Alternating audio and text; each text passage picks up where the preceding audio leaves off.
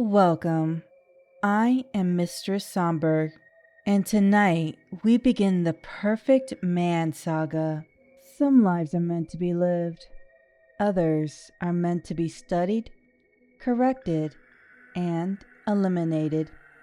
This is a 9-part confession. Part 1: The Audit. The Sunday dinner with Mother, Lena, and my brother, Chad, is the most demanding performance of my week. It requires a level of emotional labor that usually drains my psychological reserves before the first course is even cleared. Mother demands warmth. She demands that pacific, chirping inflection in my voice that signals daughterly affection. She has spent 30 years perfecting the art of the perfect family while maintaining her own career, and she expects me to be the star pupil in her domestic and professional curriculum. I sit at the mahogany table, my posture practiced, my smile measured to the exact millisecond required to put her at ease. She's talking about the garden, about the way the gardenias are taking, and I am nodding. I am not just nodding. I am engaging in a rhythmic, empathetic simulation. I am tracking the exact moment to widen my eyes to show interest. I am timing my laughter to overlap perfectly with her pauses. It is a precise, mechanical operation. To anyone else, it is a daughter sharing a meal with her mother. To me, it is an audit of human interaction, a ledger of cues and responses I have mastered through the years of observation. Then there is Chad. He is the variable I can never quite balance. He is the brother who feels too much, who laughs too loud, who wears his heart, a term I have never truly understood, nor have I ever been able to locate the corresponding emotion within my own spectrum. His heart is a messy, bleeding, incompetent thing he wears on his sleeve for the world to see. He is currently telling a story about his week, his hands moving with that frantic, uncoordinated energy that I find physically repulsive. He actually thinks he's connecting with me. He believes this exchange has meaning. I know this dinner matters to these two. It's a big deal. I still don't understand it. Not really. But I know if I don't go, the Texas will come in non-stop. I learned my lesson after I missed out on dinner that one time because I was occupied with a kill. I prefer the streets, the anonymity of the park.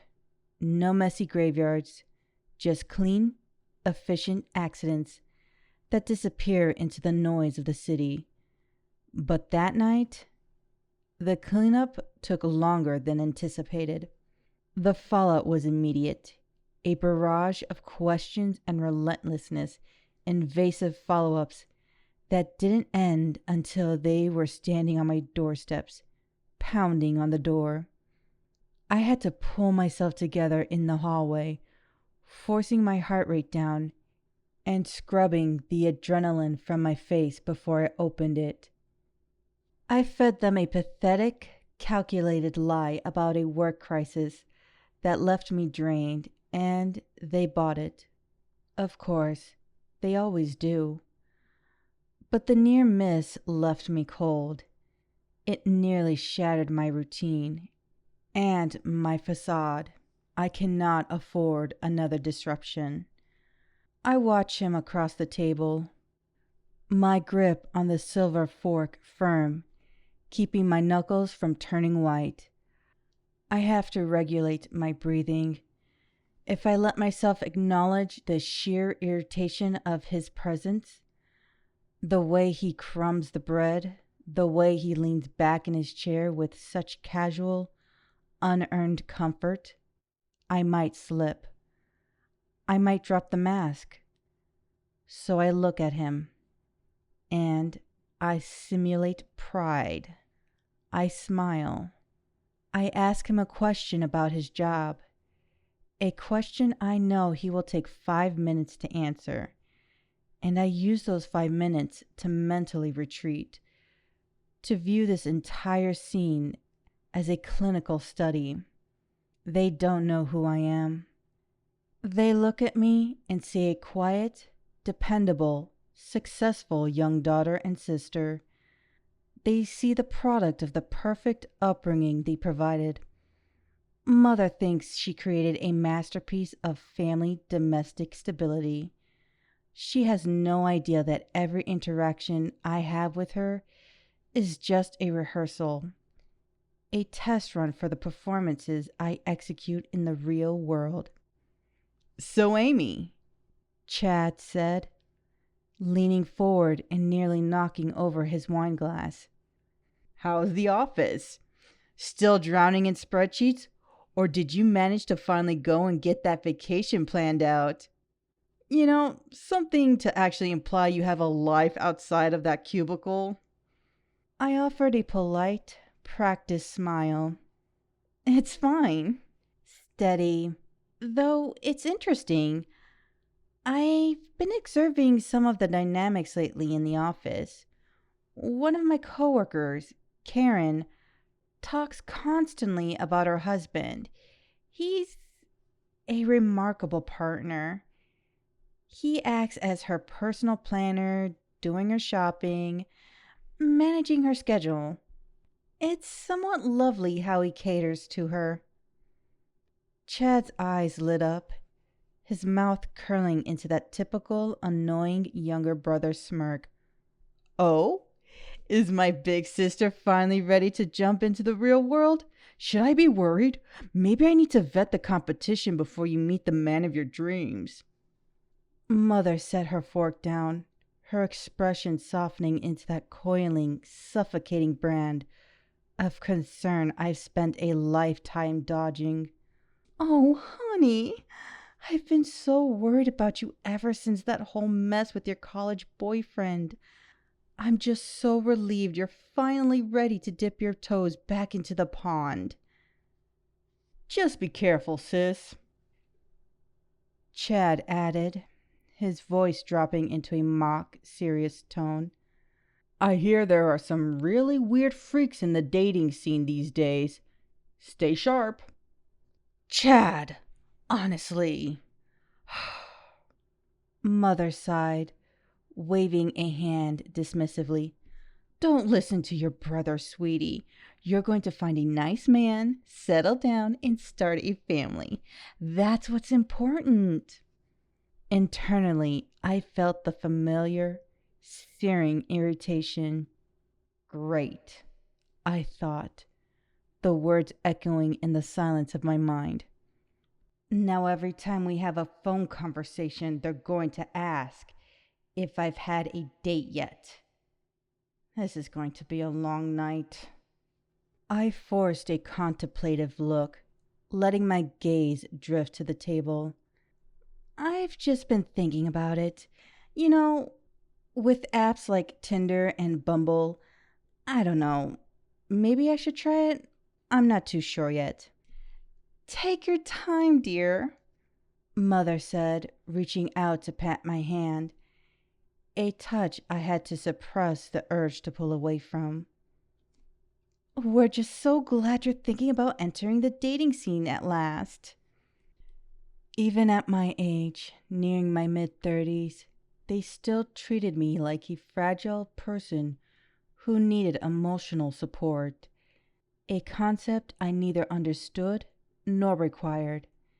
They didn't even realize the truth, that the mess with my college boyfriend hadn't left me broken, but had actually been the first time I realized just how much damage I was truly capable of. I offered another nod, keeping the mask perfectly in place, counting down the minutes until I could escape.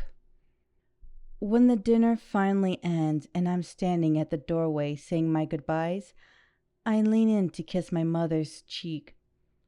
I feel the warmth of her skin, the scent of her perfume, a fragrance I have known since childhood, designed to invoke a sense of home and warmth, but which in reality now makes my stomach revolt.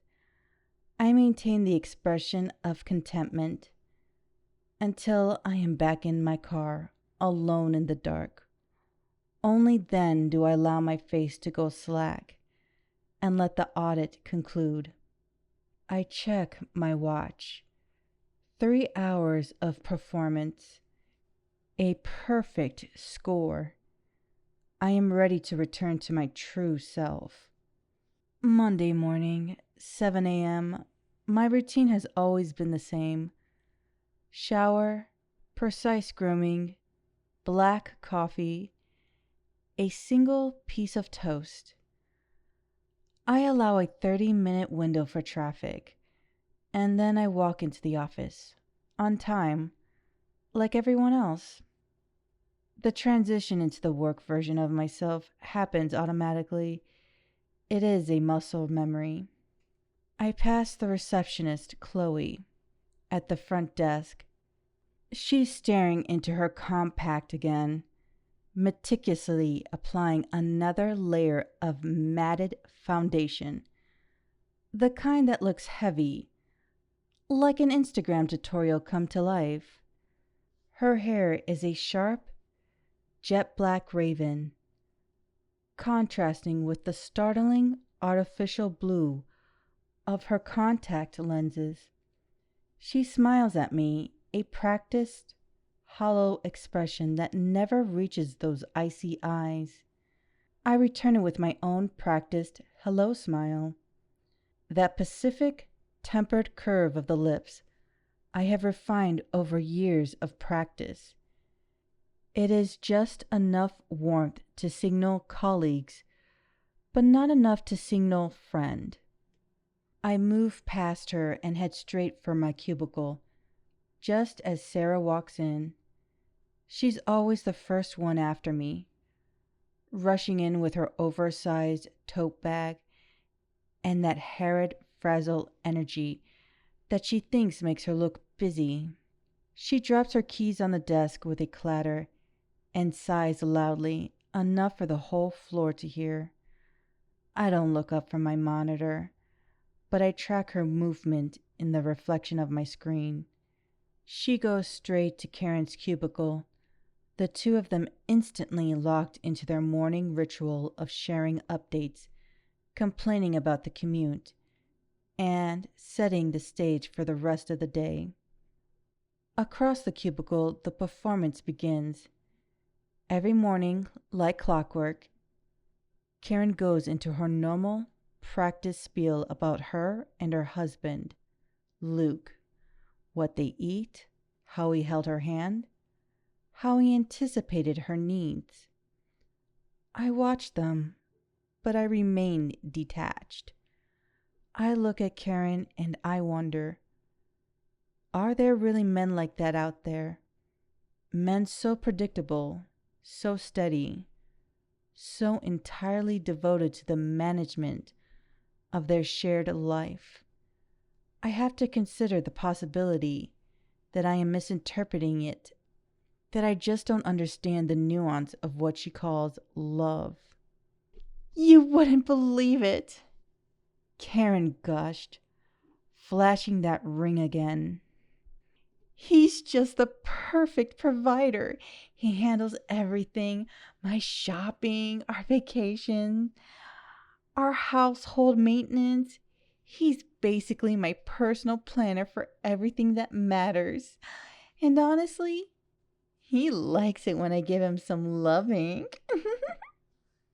I held back a laugh, my expression carefully neutral. She called him a husband, but he was nothing more than a glorified servant. She was so blind by her own ego that she didn't realize the perfect man she was bragging about was just an empty vessel she filled with her own delusions. And yet, there are really men like that out there that are willing to have a woman walk all over them. That's lovely, Karen, I said, my voice dripping with just enough fox admiration. He sounds like a real find. I know, right? I'm just so lucky, Karen said, resting a hand on her cheek, her eyes drifting as she scanned the room. Suddenly, she leaned in close. But you wouldn't believe what I just found out. I was chatting with one of the secretaries who handles the upper management schedules. She let it slip that the director of operations is planning on retiring. It won't be official for a while, but they are already scouting. The firm wants someone who is family first oriented. They aren't looking for a flashy success story. They're looking for someone who is exceptionally organized in their life. Someone who knows how to manage a household and family.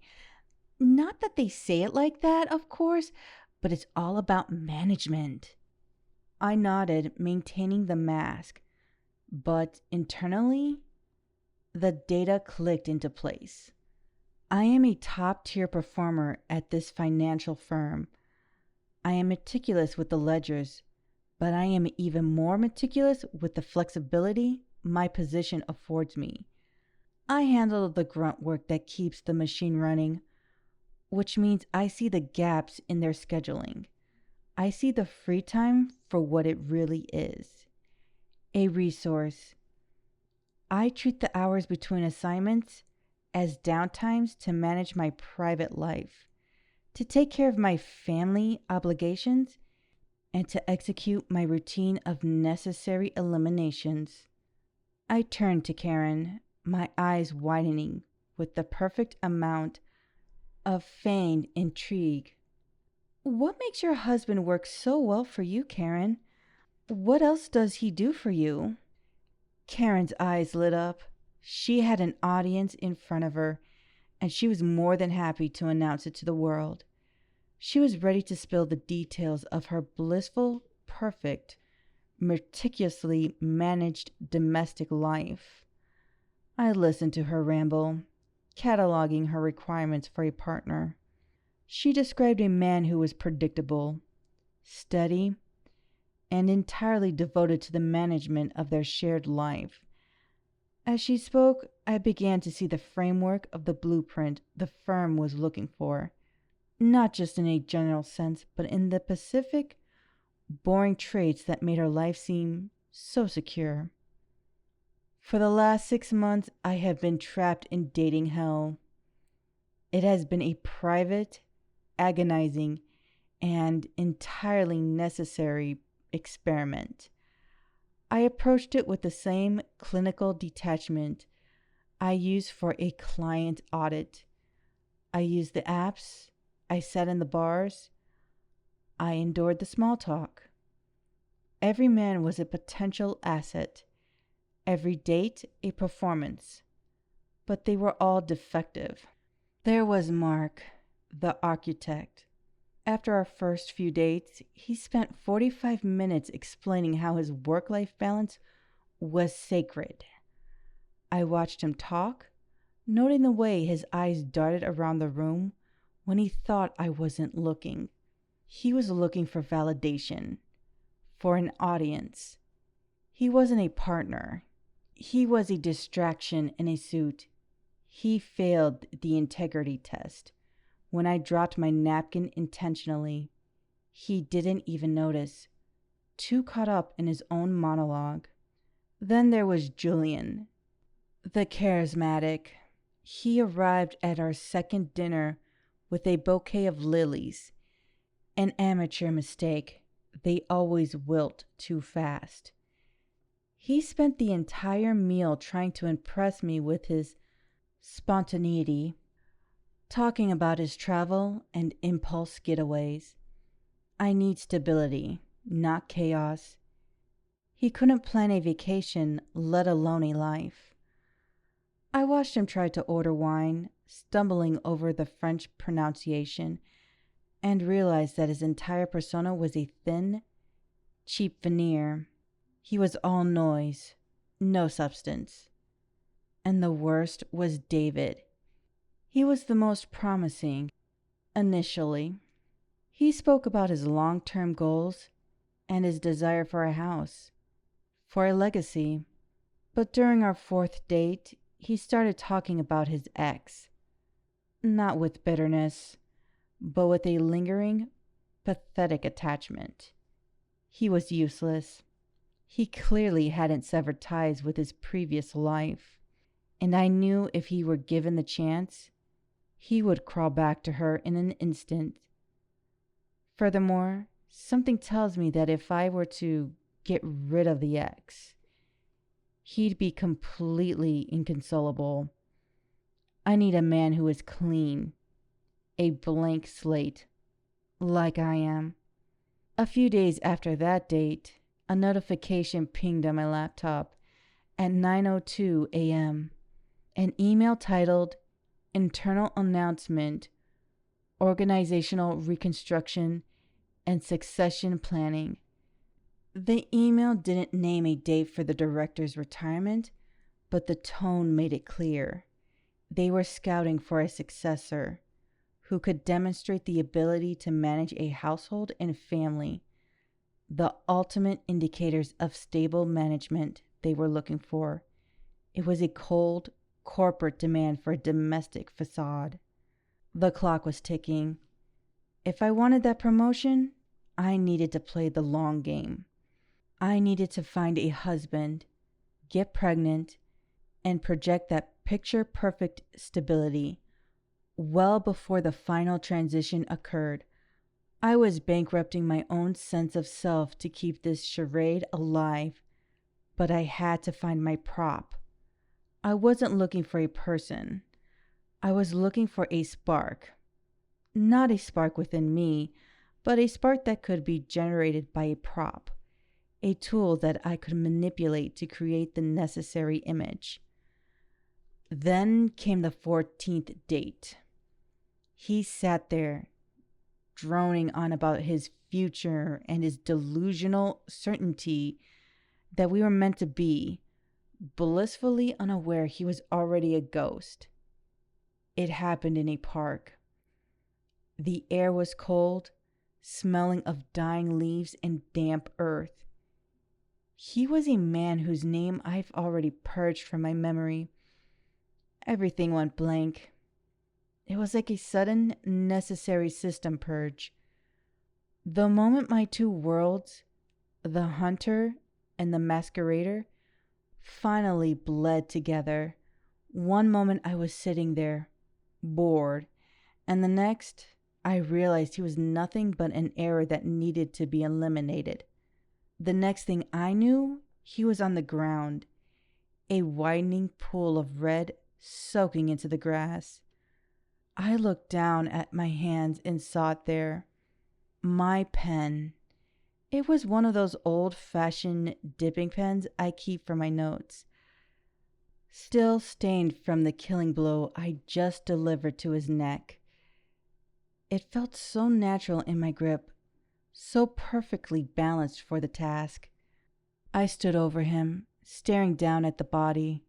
It was such a mess, a cooling weight on the earth that I hadn't had to deal with since I first started. Damn it, I didn't have my tools. I didn't have the kit. No bleach, no plastic, no precision blades. But I knew the drill. Before I scrambled to hide the mess, I reached into his pocket and took his phone. I knew exactly how to dismantle it, stripping the hardware and destroying the board so thoroughly that even the best forensic teams wouldn't be able to recover a single byte of data. A locked device is just a paperweight when you know which circuits to fry. Still, standing in the middle of a public park with a body at my feet, I felt the irritation rising. This wasn't a clean exit, it was a sloppy, improvised necessity. I didn't have my kit, which meant I had to settle for making it look like a mugging gone wrong, rather than the quick, quiet work I prefer, like alternating between a clean dose of chloroform or a swift strike from behind. I hate when my process is compromised. I don't know how I ended up back in my car. I sat there in the dark, my hands finally shaking, not from anger, but from the sheer exhaustion of it all. My mind simply couldn't take anymore. I hate not being in control. I look at the rearview mirror. I see a woman with an auburn hair tied in a neatly done bun and soft hazel eyes touched with a hint of blush. But they don't see a predator. They see a quiet, dull accountant. I need to do better. I need to be more careful. Because in my world, the only thing worse than a failed audit is getting caught. A few days later, right around 5 p.m., the office is a graveyard of abandoned ambitions. I'm the last to leave. I prefer it this way. I reach into my bag and pull out my ledger. It is the only place where I allow myself to be honest. Inside are the names of the men I have filtered through in the last 6 months. They are my data points. Failures of character. Men who lack the depth or the discipline to maintain the persona I require. I find the name of the man from the park and draw a thick, jagged line through it. He wasn't just a failure. He was a disruption. I added a note next to his entry. Unforeseen kill. Possibility of it happening again is high. I closed the book and headed toward the elevator. My mind still heavy with the day's failures. I descend to the parking garage, my steps echoing in the hollow silence of the concrete. The chaos of that parking counter still claws at my memory, a jagged fragment of failure that refuses to be smoothed over. I know now that if that level of violence became a necessity once, it will likely happen again, and the thought of such a messy, unplanned unpredictability is what I loathe most. I reach my car, keys already in hand, desperate to leave the suffocating atmosphere of the office building. As I pull out, I drive past the park where I finished my last piece of business. It looks so mundane now. Just grass, a bench, a street lamp. The world is so easily fooled by the ordinary. You see a woman driving home. No one suspects a female predator. No one expects to see a predator who has mapped their existence and is waiting for the precise moment to eliminate the reality. I am their death maker. Tomorrow I stop searching for the prop and start investigating Luke. I need to decide if Luke, the man Karen is so obsessed with, so proud of, and keeps saying she loves, is actually the blueprint, the perfect man I need in order to get that promotion. If it turns out he's just another failure, so help me. His end won't be quick or swift. I am finished with the charade of this cesspool called dating, the promotion, and the camouflage. I could care less. I was only doing it out of ego and pride. I will begin stalking him to monitor his rhythms and dismantle the facade he calls a life. Because his future depends on what I find. And when I finally verify the results about him, it will be final. It will be slow and painful if it's not a good result.